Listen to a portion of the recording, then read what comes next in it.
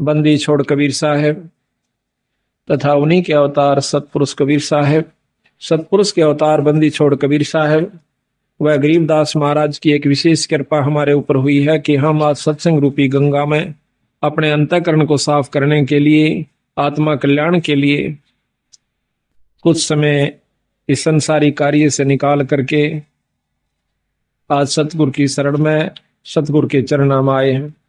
इस बात का प्रमाण सब जगह मिलता है कि बड़े भाग से मनुष्य जन्म प्राप्त होता है और उससे भी वह दिन हमारा बहुत ही भाग्य का होगा, अच्छे हमारे शुभ संस्कार होंगे जिस दिन हम सत्संग में आकर के परमात्मा की चर्चा सुनते हैं और परमात्मा के बारे में जानकारी होती है। आत्म कल्याण का हमें मार्ग प्रशस्त होता है कि मनुष्य जन्म परमात्मा ने हमें किस लिए दिया था। अच्छे हम ज्ञान जो है सत्संगत से प्राप्त करते हैं, बुरी जानकारी हमें कुसंगत से होती है। परमात्मा के बारे में जानकारी केवल एकमात्र सत्संग से होया करे और सत्संग जिस दिन हमें प्राप्त होता है वो हमारा बहुत ही पुण्य का दिन होता है। ना जाने पिछले जन्मों की कौन कौन सी अच्छी कमाई, युगों युगों के हमारे पुण्य कर्म हमारे साथ होते हैं, तब हम सत्संग की तरफ सोचते हैं और सोचने के बाद वो दिन प्राप्त होना, वो समय प्राप्त होना, वो घड़ी जिस दिन हम सत्संग में आते हैं या बड़े भाग तक प्राप्त होती है। बंदी छोड़ भगवान गरीबदास जी, वह सतगुरु कबीर साहब तथा वो पूर्ण ब्रह्म परमात्मा आज हमें देख रहा है कि ये बच्चे उस परम पिता परमात्मा के आज उनके दरबार में आए हैं। उनको इतना भी ज्ञान है कि कौन भक्त आए हैं और कौन नहीं आए हैं, किन कारणों से नहीं आ पाए। तो ये कुछ समय होता है, कुछ ईश्वर की तरफ से परीक्षा होती है, परमात्मा की तरफ से, कि इतनी मेहनत करने के बावजूद भी इस भक्त के अंदर, इस पुण्यात्मा के अंदर इतनी उत्सुकता उत्पन्न हुई है कि नहीं हुई है कि 100 काम छोड़ करके भी मैंने सत्संग में जाना चाहिए। इतना सत्संग सुनने के बाद इस जीव आत्मा को इतना ज्ञान अवश्य हो जाना चाहिए कि जिस प्रकार हम अपने पेट भरण के लिए, अपनी रोजी रोटी के लिए, चाहे मजबूरी समझो चाहे जरूरी समझो, हम उसको दुख या सुख पा करके अवश्य करते हैं। जिस प्रकार आज कितनी ठंड है और कल भी बहुत सर्दी थी, और इस समय में ऐसे भी भक्तजन होंगे जमींदार जिन्होंने बेचारों ने रात्रि में पानी दिया होगा अपनी फसल में, नहर से या ट्यूबवेल से, जबकि हम सर्दी के अंदर अपने घर में बैठकर भी रजाई का प्रबंध किया हुआ था और कोशिश ये थी कि कोई हीटर भी लग जावे कमरे में तो गर्मी महसूस हुआ, नहीं तो सर्दी बहुत ज्यादा है। और वो बेचारे घुटनों तक पानी में, ऊपर से शीत लहर, और वो उस पानी के अंदर, उस सर्दी के अंदर ऊपर से थोड़ी थोड़ी बूंद भी आ रही थी, बारिश भी हो रही थी। ऐसे समय में वो भक्त, वो ज्ञानी जीव सत्य अपने खेत में खड़ा हुआ था। वो ज्ञानी क्यों है कि उसने इस बात का पूर्ण ज्ञान है कि अगर आज मैं पानी देने नहीं जाता हूं तो मेरे बच्चे भी भूखे मरेंगे और हम भी भूखे मर जाएंगे और हमारा बहुत नुकसान हो जाएगा। ठीक इसी प्रकार सत्संग सुन लेने के बाद हमारे अंतःकरण में यह बात अवश्य घर कर जानी चाहिए, इतना पक्का विश्वास हो जाना चाहिए कि यदि हम सत्संग में आज नहीं जाते हैं, ये कोई रोज रोज नहीं होया करते, साल भर में मुश्किल से हमें कोई ऐसा समागम जिसमें परमात्मा की वाणी को विस्तृत जानकारी दी जाती है, खोल कर सुनाया जाता है। उस जमींदार की तरिया इतना दृढ़ निश्चय जिसको अजर विश्वास कहते हैं, एक तो होता है निश्चय, एक होता है विश्वास, और तीसरा गरीबदास जी महाराज कहते हैं जरना होता है। जिसको जरना हो गया वो बेचारे आज सैकड़ों किलोमीटर से चलकर इसी सर्दी में अपने बच्चों समेत आज सच्चे दरबार में उस परमात्मा की रजा का लाभ उठा रहे। और जिनको इस बात का ज्ञान नहीं हुआ अभी तक, उनको जरना नहीं हुआ। विश्वास तो है कि भगवान के नाम के बिना गुजारा नहीं है, इतना विश्वास है। वो बेचारे ये सोच लेते हैं चलो घर में कर लेंगे अपना, कोई बात नहीं, आज सर्दी है कल धूप निकल आओगी तब चल पड़ेंगे, वो भी चोखा। लेकिन जरना जिसका हो गया भाई बात बनेगी उसकी। कहते हैं कि जयदेव मुख से ना कही हुई तीन लोक में गाज, और जरना ऊपर होते हैं ये सकल संपूर्ण काज। जब जरना हो जाएगा, जब विश्वास हो जाएगा, तब हमारे कार्य पूर्ण रूप से सिद्ध होंगे। तो आज जो सत्संग में आए हैं इस ठंड के अंदर, ये 13 दिसंबर और ये ठंड, और उसके बावजूद भी आप सत्संग में आए हो, तो यही कहा जाएगा कि आपको जरना हुआ है ईश्वर के बारे में, परमात्मा की बात का जरना हुआ है कि इसके बिना गुजारा कति नहीं है, और ये है भी सत्य और रहेगा भी सत्य। जिन्होंने, महाराज गरीबदास जी कहते हैं कि समझा है तो सिर धर पा, भाई बहौर नहीं है ऐसा दाव। समझा है, ये बात आपके ज्ञान में आई है, आपके चित्त में ये बात समाई है कि नाम बिना गुजारा नहीं है, सत्संग बिना जीव का कल्याण नहीं है, तो फिर काहे की इंतजार करते हो। सिर धर पांव, सिर पर पैर रखना, बहुत तेज दौड़ना। सिर पर पांव रखना, बहुत तेज दौड़ना। तो सतगुरु महाराज कहते हैं समझा है तो सिर धर पांव, और बहौर नहीं है ऐसा दाव। ना तो ये मनुष्य शरीर बार बार मिलेगा, और मनुष्य शरीर कहीं मिल भी गया किसी युग में, हजारों वर्ष लाखों वर्ष लख 84 भोगने के बावजूद, और वो हो गया ऐसे स्थान पर जहां पर परमात्मा की चर्चा का होना भी मुश्किल है, तो उस मनुष्य जन्म से भी आपको कोई लाभ नहीं होगा।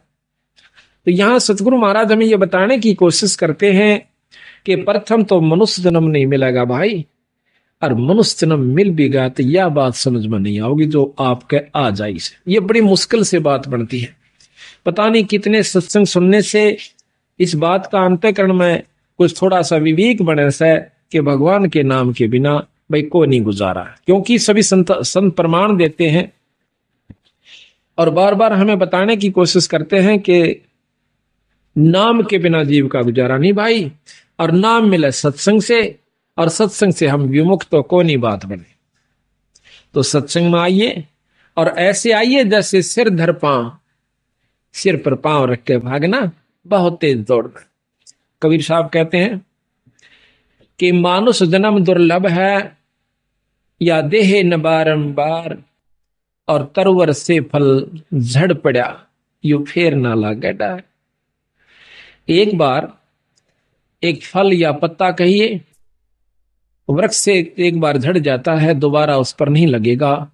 ठीक इसी प्रकार संतों ने इस मनुष्य जन्म को बताया, एक बार आपके हाथ में छूट गया कोई फेर नहीं मिलेगा। इससे पहले पहले आप आने से बहुत कुछ लाभ उठाना है, वो आप कीजिए। तो इसकी जानकारी कहां से होती है? सत्संग से होती है। आज आपका सौभाग्य है कि आप सत्संग में आए हो। अभी आपको हम सतगुरु गरीबदास जी महाराज की वाणी का वो रहस्य आपको बताएंगे जो कि सतगुरु महाराज ने अपने सतलोक से आकर के हमें बताने की कोशिश की, लेकिन ये इतना जल्दी समझ में नहीं आता।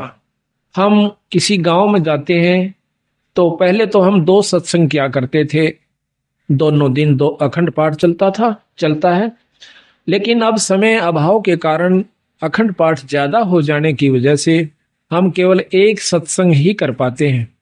हमारी मजबूरी हुई, लेकिन साथ में खुशी हुई कि जो कि हरियाणा में परमात्मा बंदी छोड़ गरीबदास जी को कोई जाने भी नहीं था, आज उनकी अमृतमयी वाणी का अखंड पाठ गांव गांव में और घर घर में हो रहा है। लेकिन समय अभाव के कारण, अधिकता हो जाने के कारण हम पूर्ण रूप से सत्संग वहां नहीं फरमा सकते।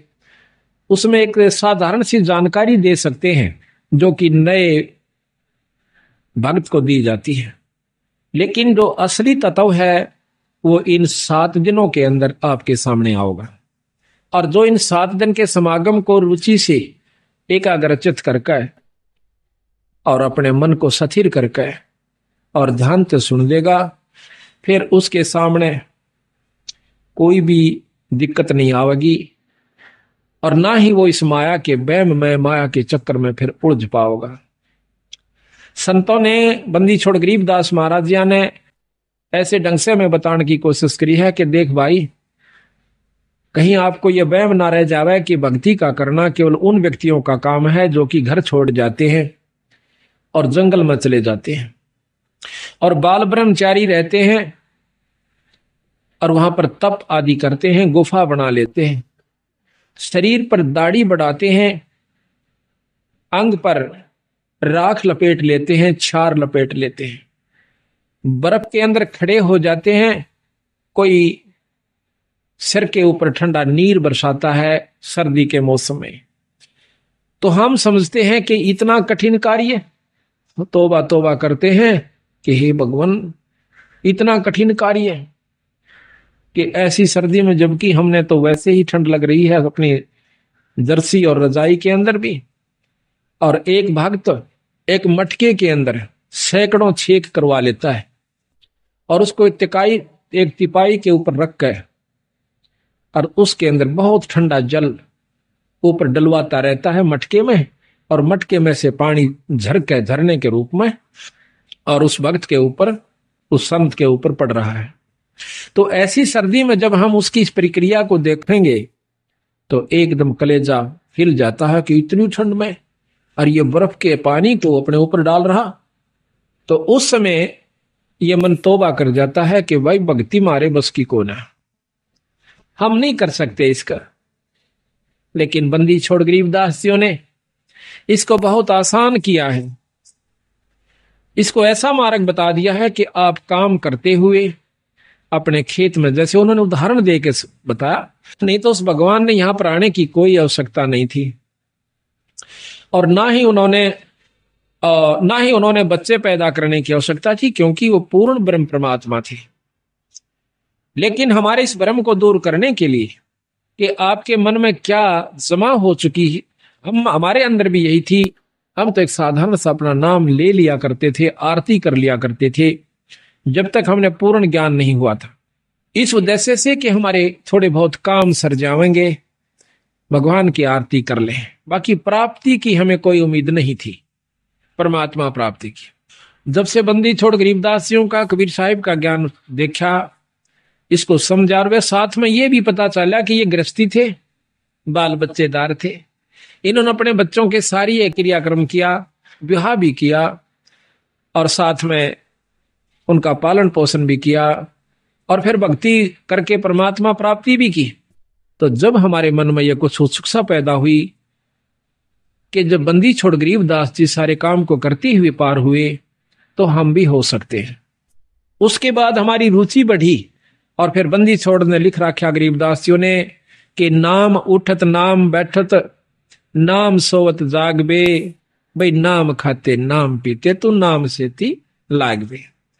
एक नाम से मुक्ति होगी, ना तप से मुक्ति होती है, ना केवल पाठ करते रहने से मुक्ति होती है, और ना ही किसी तप बर्फ में खड़ा हो जाने से या 4 धुना के बीच में 5 धुनों के बीच में बैठ जाने से जीव मुक्त हो सकता है। उससे कुछ और उपलब्धि होती है। तो जब हमने मेरा पता चला, इस बात का ज्ञान हुआ कि परमात्मा के पाने का तरीका भी और है, वो साधन भी और है जिससे हम ईश्वर प्राप्ति कर सकते हैं। सिद्धि प्राप्ति नहीं करनी अपन, तब से सिद्धियां आ जाती हैं। और कोई मौन बैठ जाता है 6 महीने, साल भर, 2 साल, 4 साल, वर्ष, तो उसको भी सिद्धियां आ जाती हैं। उन सिद्धियों से छोटे मोटे चमत्कार हो जाते हैं।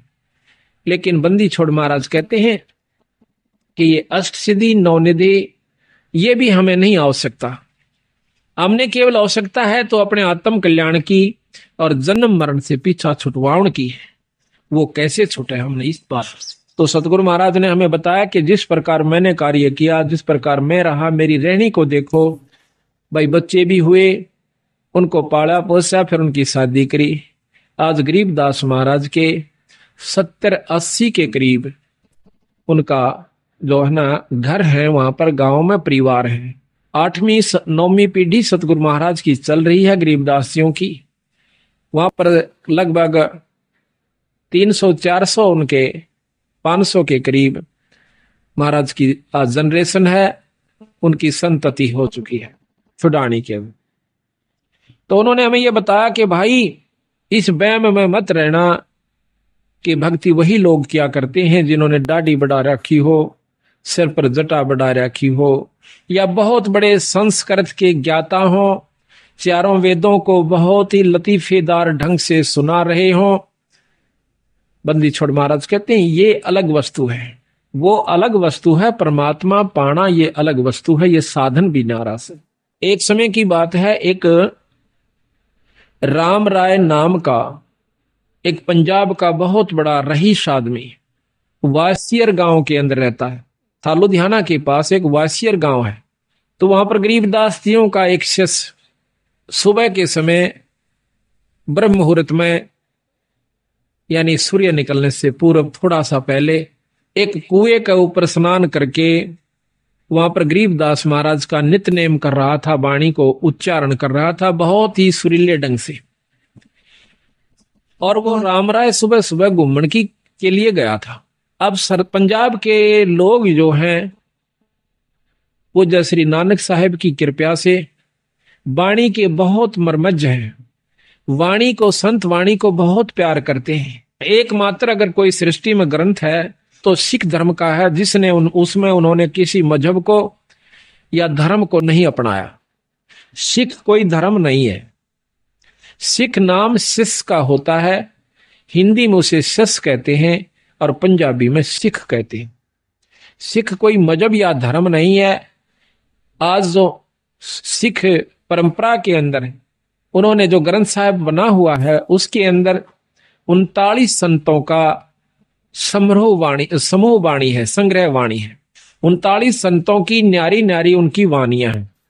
तो उसमें वो भी संत हैं जो राम, भगवान, कृष्ण आदि के उपासक थे। नामदेव जी, श्री तुक्का जी और श्री ज्ञानेश्वर जी, ऐसे बहुत से संत हैं, मीराबाई जी, धन्ना जी, उन सब संतों का की वाणी, उनका एक समूह जो है, संग्रह ग्रंथ है। तो उसके अंदर सभी संतों की वाणियां हैं, उनका ज्ञान है, अपना अपना मार्गदर्शन है, बड़े आदर से उनका पाठ करते हैं। और सुबह सुबह उठकर कम से हर गांव में गुरुद्वारा है। गुरुद्वारा हमने एक मान रखा है कि वो केवल सिखों का ही होता है। हाँ, होता तो सिखों का है, सिख माने शिष्य, वो शिष्य का होता है। लेकिन कोई शिष्य हो, शिष्य के क्या लक्षण होते हैं, उसने क्या बुराइयां त्याग देनी होती हैं, ऐसे ऐसे जो सब जिसमें गुण हैं, तो वो शिष्य है। तो गुरुद्वारा है जहां पर हमारे बंदी छोड़ की वाणी है। उसमें सिख धर्म, सिख परंपरा के जो ग्रंथ साहिब उन्होंने समूह बनाया है, उसके अंदर अपने कबीर साहब की वाणी 40% है अकेलों की, बाकी 60% वाणी 10 सिख गुरुओं की और साथ में 28 दूसरे संतों की वाणी है, जो केवल 60% में आ जाती है। तो वो भी कबीर साहब को बहुत महत्व देते हैं। इस वाणी को सुनकर उनकी आत्मा में शरणाहट उठा है। कोई भी ऐसा, मैंने पहला क्षेत्र देखा है पंजाब में जो जाते हैं जब, कि कोई भी धार्मिक कार्य उसमें हो रहा है तो कोई भी ऐतराज नहीं करेगा, किसी प्रकार का भी है। सब नमस्कार करेंगे और ये कहेंगे कि बहुत अच्छी बात है भाई, बहुत चंगी गल है, कोई कर सके तो इसके बराबर कोई वस्तु नहीं है। लेकिन जहां तक हमने अपने हरियाणा में ये समावेश किया है नई चीज का, हमारे बंदी छोड़ गरीबदास कबीर साहिब की कृपा से, तो हमें सबसे ज्यादा दिक्कत यही आई है कि प्रथम तो हमारे भक्तजन पिछली परंपरा को त्याग कर प्रसन्न नहीं, दुखी होते हैं अगर उनको कहते हैं कि ये रास्ता जो आप अपनाए हुए हो ये आपका आत्म कल्याण का भी नहीं है और साथ में आपके घर में सुख भी नहीं होगा। तो शुरू शुरू में पुरानी परंपरागत यानी उसके ऊपर लगे हुए रचे हुए होने के कारण वो बहुत दुख मानने से इस बात का। और फिर जब देखते हैं हमारी एक एकदम की नई प्रक्रिया के घर में पाठ करते हैं, उस कमरे को साफ करते हैं और फिर अपने सत्संग के द्वारा उस परिवार के अंतःकरण को साफ करते हैं, उस सारे परिवार का अंतःकरण साफ करके फिर उनके अंदर ये समावेश करते हैं कि अगर सृष्टि के अंदर कोई पृथ्वी पर इस सृष्टि में कोई शक्ति है तो गरीबदास महाराज है, ये बंदी छोड़ कबीर साहब है, ये पूर्ण ब्रह्म परमात्मा है। प्रथम तो इस बात को कोई स्वीकार करके प्रसन्न नहीं कि कबीर साहब भी कोई भगवान होगा, कबीर साहब के अंदर भी कोई ऐसी शक्ति होगी जो हमें सुख दे सकता है, हमारी आत्म कल्याण कर सकता है।